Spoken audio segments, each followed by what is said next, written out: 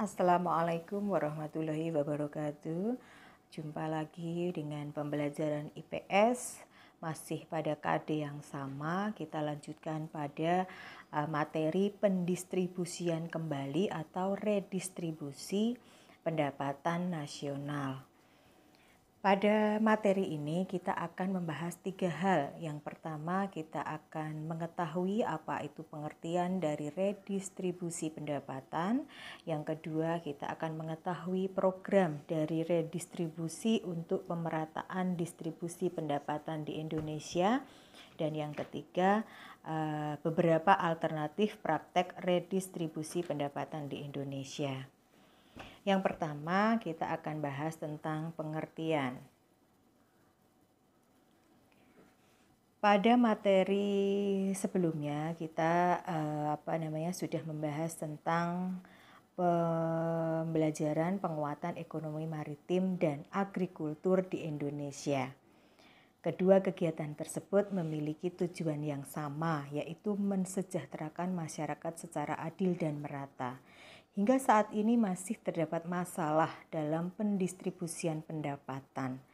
Permasalahan itu menyebabkan terjadinya kesenjangan antara masyarakat berpendapatan tinggi dan masyarakat berpendapatan rendah.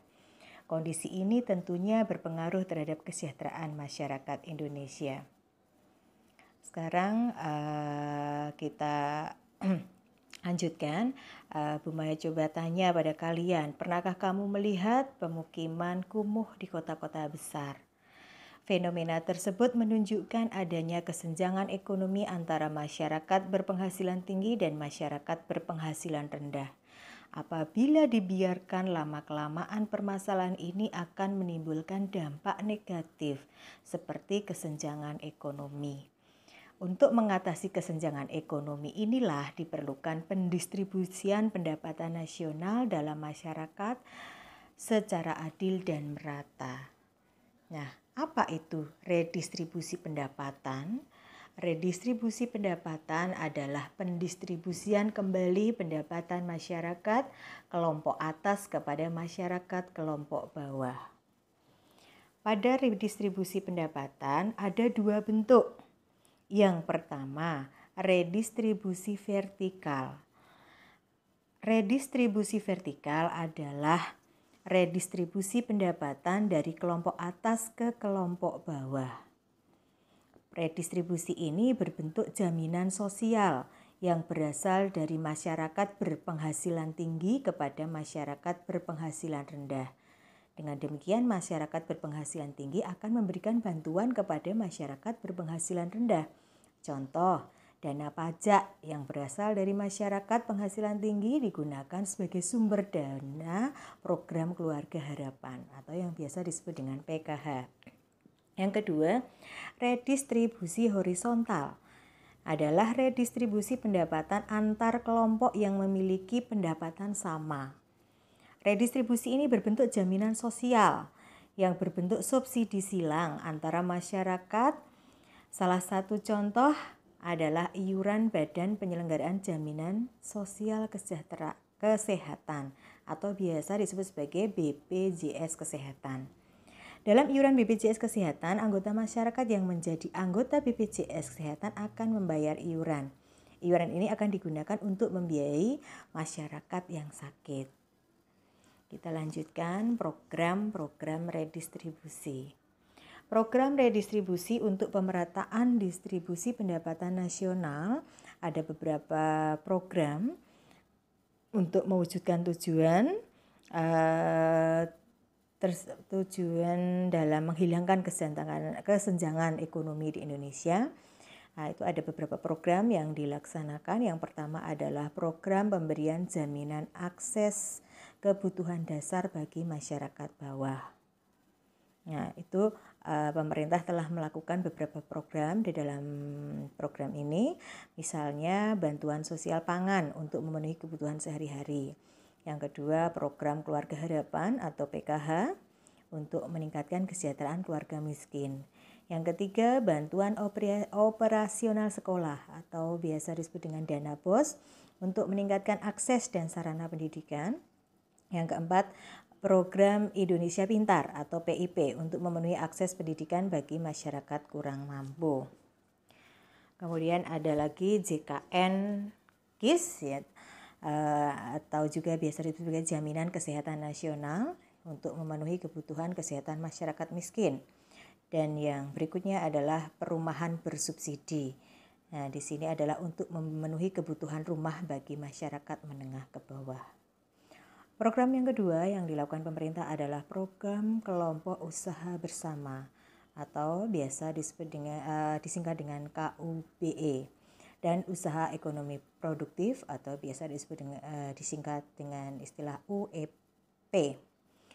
Penanganan masyarakat miskin adalah upaya yang terarah, terpadu, dan berkelanjutan yang dilakukan oleh pemerintah pusat, pemerintah daerah, dan atau masyarakat. KUB sendiri merupakan kelompok keluarga miskin yang dibentuk, tumbuh, dan berkembang atas prakarya dalam melaksanakan usaha ekonomi produktif atau UEP. UEP adalah bantuan sosial yang diberikan kepada kelompok usaha bersama untuk meningkatkan pendapatan dan kesejahteraan sosial keluarga. Yang ketiga adalah program pengembangan usaha mikro kecil dan menengah atau biasa disebut dengan UMKM. Yang berikutnya yang keempat adalah kerjasama dengan pihak swasta dalam menjalankan program Corporate Social Responsibility atau biasa disebut dengan CSR. Ya, CSR secara tidak langsung dapat membantu dan memperkuat program-program pemerintah yang memiliki keterbatasan. Kemudian yang terakhir, program yang terakhir adalah mewujudkan kebijakan penegakan hukum dan keadilan ekonomi. Itu adalah beberapa program redistribusi untuk pemerataan distribusi pendapatan nasional. Dan yang berikutnya adalah beberapa alternatif praktik redistribusi pendapatan di Indonesia. Nah, sebagai pembuat kebijakan, pemerintah mengusahakan beberapa upaya terkait alternatif pendistribusian pendapatan. Upaya yang dilakukan pemerintah antara lain yang pertama adalah subsidi. Contoh subsidi yang diberikan pemerintah bisa subsidi bagi UMKM, bisa subsidi pupuk bagi petani, bisa subsidi bahan bakar minyak atau BBM. Kemudian yang kedua adalah pengenaan pajak. Pajak itu adalah iuran yang harus dibayar oleh wajib pajak, dalam hal ini adalah masyarakat, kepada negara berdasarkan undang-undang yang dapat dipaksakan dengan tidak mendapatkan balas jasa secara langsung. Nah, subsidi dan pajak itu saling berkaitan satu sama lain. Pajak sebagai dana iuran yang berasal dari masyarakat berpenghasilan tinggi dapat disalurkan kepada masyarakat berpenghasilan rendah. Pajak sebagai sumber pendanaan subsidi bagi masyarakat dapat mendorong lancarnya pemberian subsidi seperti subsidi BBM, pupuk, dan listrik. Melalui pembangunan, penyaluran subsidi, dan iuran pajak diharapkan dapat mengatasi tingginya tingkat kesenjangan pendapatan. Nah, ini adalah materi yang Bu Maya sampaikan, yaitu pada materi redistribusi pendapatan yang untuk lebih lengkapnya kalian bisa mempelajari di buku paket atau bisa browsing dan banyak hal yang bisa kalian untuk mencari referensi yang lain. Jika ada yang kurang jelas, kalian bisa menanyakan melalui WA grup kelas. Mungkin hanya itu yang bisa Bu Maya sampaikan pada pertemuan kali ini. Semoga bisa menjadikan manfaat dalam kalian belajar di rumah. Wassalamualaikum warahmatullahi wabarakatuh.